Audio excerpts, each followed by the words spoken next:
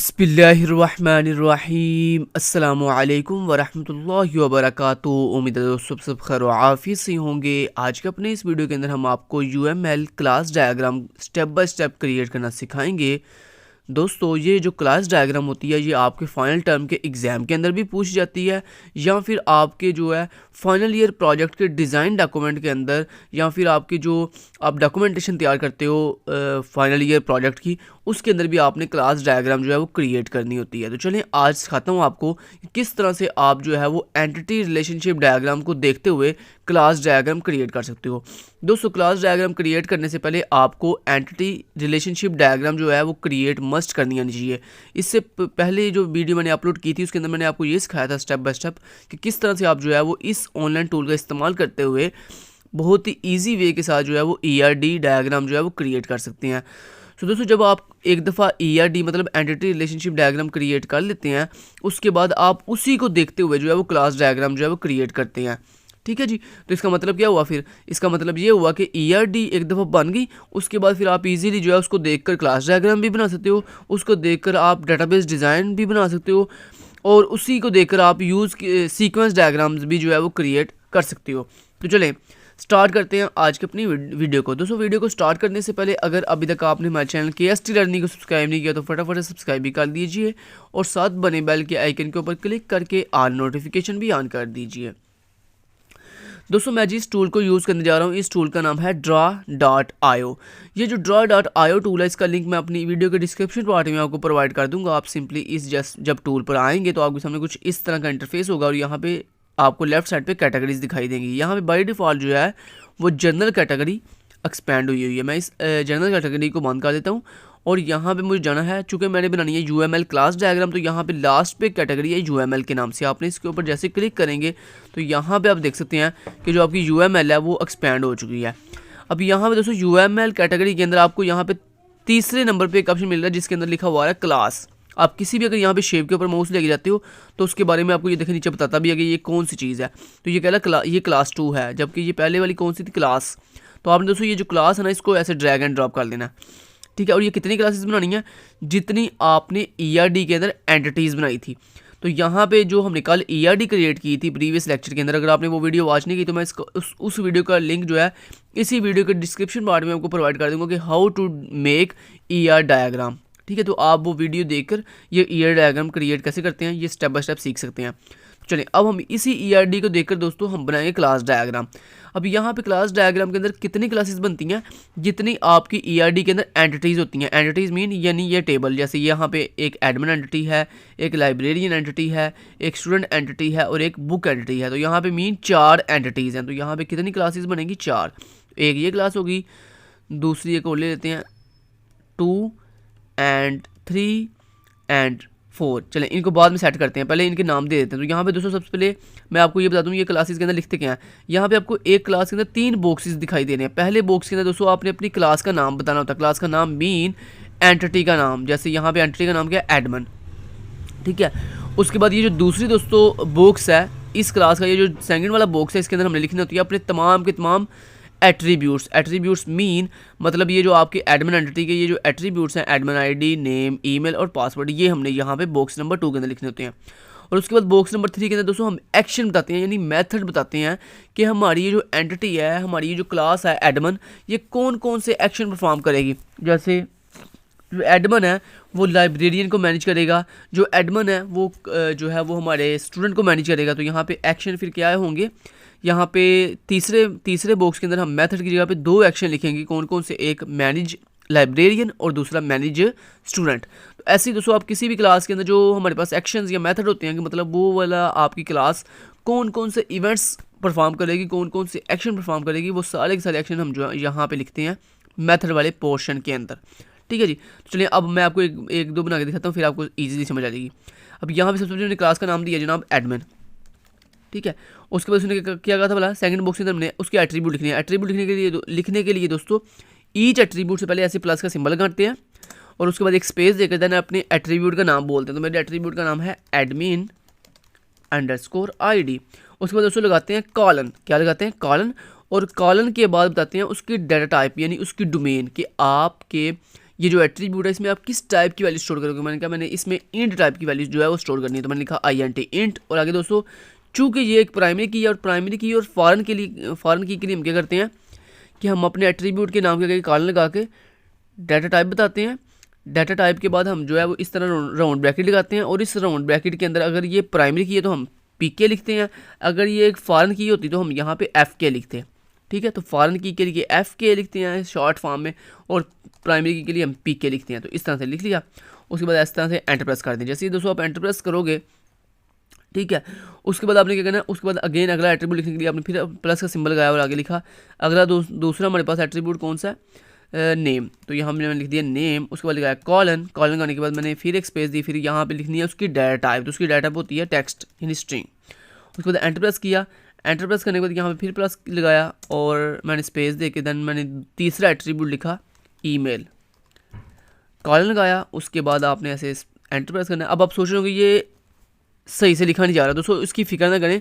पहले आप सुकून से अपने सारे एट्रीब्यूट जितने भी लिखने हैं पहले वो लिख ले, उसके बाद बताऊंगा कि इसको सेट कैसे करते हैं।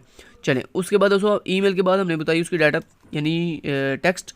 फिर एंटर प्रेस किया, फिर यहाँ पे प्लस लगाया और फिर एंटर प्रेस करके यहाँ पे उसका चौथा एट्रीब्यूट जिसका नाम है पासवर्ड। फिर उसके बाद कॉलन लगा के हमने उसकी डाटा बताई टेक्स्ट। इतना कर लिया। अब आप अपनी इस क्लास से बाहर किसी भी जगह पे खाली जगह पे रख के क्लिक करें। जैसे मैंने क्लिक किया तो ये आप देख सकते हो। देखो उसके जितने भी मैंने एट्रीब्यूट लिखे थे वो जो है जैसे इजाफी हुआ तो वो देखो अपनी बाउंड्री से बाहर निकल गया और वो हमें हाइड हो गया। तो आपने क्या करना दोस्तों, ये जो बॉक्स नंबर 2 है ना, मतलब ये आपकी एडमिन क्लास के अंदर ये जो एट्रीब्यूट वाला बॉक्स है इसके ऊपर एक दफ़ा ऐसे क्लिक करें और आपके सामने ये इस तरह के आएंगे एडजस्ट करने वाले सिंबल्स। आपने क्या करना है, इनको ऐसे पकड़ना है और ऐसे नीचे की तरफ ड्रैग कर देना जहाँ तक आपको चाहिए। ये देखो, ये आप देख रहे हो, वो देखो सेट बैट हो गया, सेट बैट। ठीक है, खैर चलें। तो ये देखें कितने प्यारे लग रहे हैं।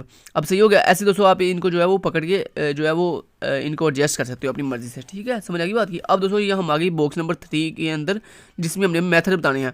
तो मेथड बनाने के लिए हम क्या करते हैं, सिंपली प्लस का सिंबल गया। पहला मेथड कौन सा था, मैनेज अंडरस्कोर लाइब्रेरियन।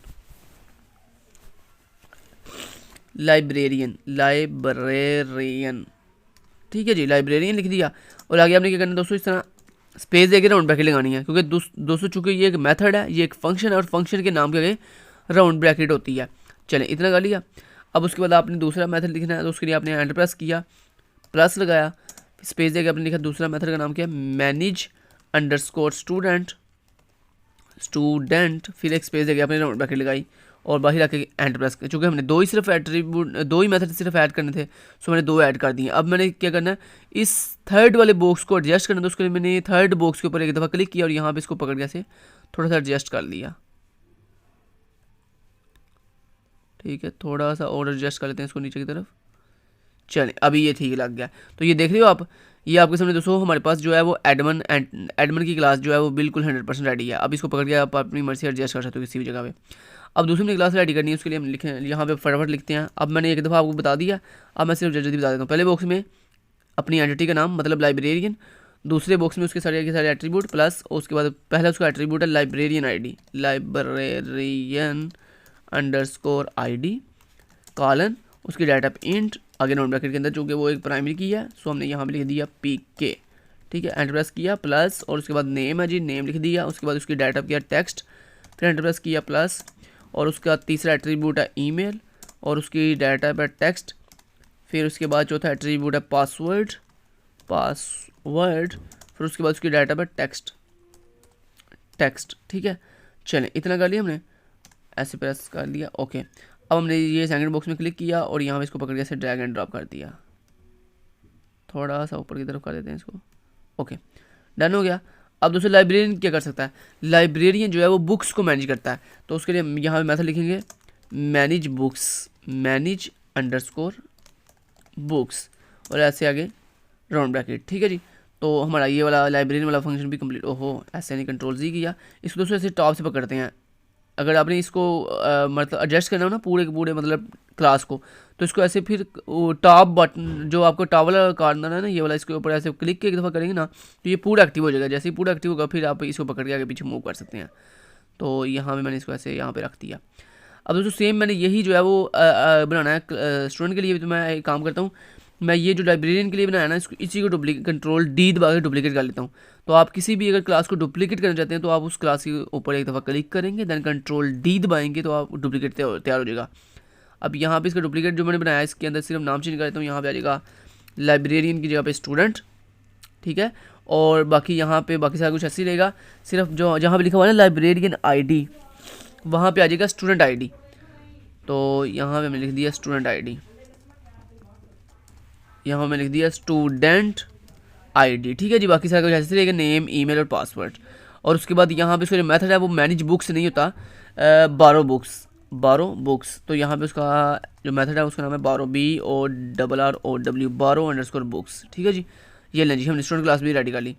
अब दोस्तों हमने कौन सी क्लास रेडी करनी है, इसको हम डिलीट कर देते हैं। ये काम करते हैं, ये जो स्टूडेंट क्लास है इसको डुप्लीकेट कर लेते हैं। और इसको डुप्लीकेट करने के बाद यहाँ पे हमने एडजस्ट कर लिया कुछ इस तरह से, ऐसे, ठीक है। यहाँ पे एडजस्ट कर लेते हैं, ओके।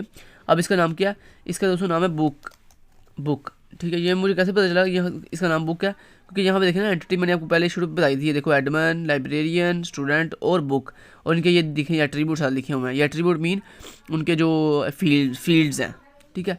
अब हमने बनानी है बुक वाली एंटिटी के लिए फील्ड। तो इसकी फील्ड कौन कौन सी है, बुक आईडी है, नेम है, आथर है, पब्लिशर है और क्वांटिटी है। तो यहाँ पे लिखे आगे पहला कौन सा, बुक आईडी है। तो यहाँ पे लिखे book underscore ID, BOOK book underscore ID. उसके बाद फिर बुक का नेम है, फिर उसका क्या है, आथर है, फिर बुक का यहाँ पे आथर है, तो ऐसे ही यहाँ पे चेंज करें। उसके बाद बुक का पब्लिशर है, तो यहाँ पे आगे चेंज करें पब्लिशर, ठीक है। और उसके बाद 5वें नंबर पे क्या है, क्वांटिटी है, तो यहाँ पे आए प्लस। और उसके बाद क्या है जी, क्वांटिटी। और क्वांटिटी की डाटा क्या होती है, इंट। तो यहाँ मैंने लिख दिया इंट, ठीक है जी, इतना कर दिया। अब एक काम करते हैं, इस बॉक्स को थोड़ा सा नीचे ले आते हैं। चलें, इतना हो गया, बेस्ट हो गया। अब यहाँ पे जो बुक वाला दोस्तों जो टेबल है आपके पास, ये वाला जो बुक वाली एंटिटी है, ये कोई भी एक्शन परफॉर्म नहीं कर रही, ठीक है। तो उसको हम क्या करेंगे, अगर दोस्तों कोई जो आपकी क्लास होती है, अगर वो कोई भी एक्शन परफॉर्म ना कर रही हो, तो ये वो जो तीसरा बॉक्स है ना, इसको आप ऐसे एम्प्टी छोड़ दो, ठीक है। समझ आएगी बात की। और उसके बाद देखो आपको एक चीज़ बताऊँ, यहाँ पे अब देखो आपको दिखाई दे रहा है, यहाँ पे आपने क्या करना है, इस तीसरे वाले बॉक्स को डिलीट करने के बाद यहाँ पे तीसरे वाले बॉक्स के ऊपर एक दफ़ा छोटा सा आपको एक लाइन दिखाई दे रही थी, आप उसके ऊपर क्लिक करोगे ना, ये एक्टिव हो जाएगी। उसके बाद डिलीट का अपने कीबोर्ड से डिलीट की प्रेस कर दो, तो ये देखो डिलीट हो गई है। चलें, ये आपकी 4 क्लासेस बिल्कुल रेडी हैं। अब दोस्तों हमने इनके दरमियान लगाने रिलेशनशिप। तो पहले अगर हम एडमिन और लाइब्रेरियन की बात करें, तो एडमिन और लाइब्रेरियन के दरमियान कौन सा रिलेशनशिप है, 1 to many का। ये देखो यहाँ पे लिखा हुआ है 1 और यहाँ पे लिखा हुआ है मैनी, तो 1 to many का रिलेशनशिप है। तो उसके लिए हम यहाँ पे रिलेशनशिप ढूंढने हैं। तो रिलेशनशिप के लिए दोस्तों आपने यहाँ पे आ जाना कौन सी कैटेगरी में, एंटिटी रिलेशन वाली कैटेगरी में। तो आपने आए एंटिटी रिलेशन वाली कैटेगरी में। यहाँ पे दोस्तों आपने ढूंढना है, ये देखो ये नीचे सारे लगे हुए हैं आपके रिलेशनशिप्स, यहाँ पे ढूंढना है आपने 1 to many का।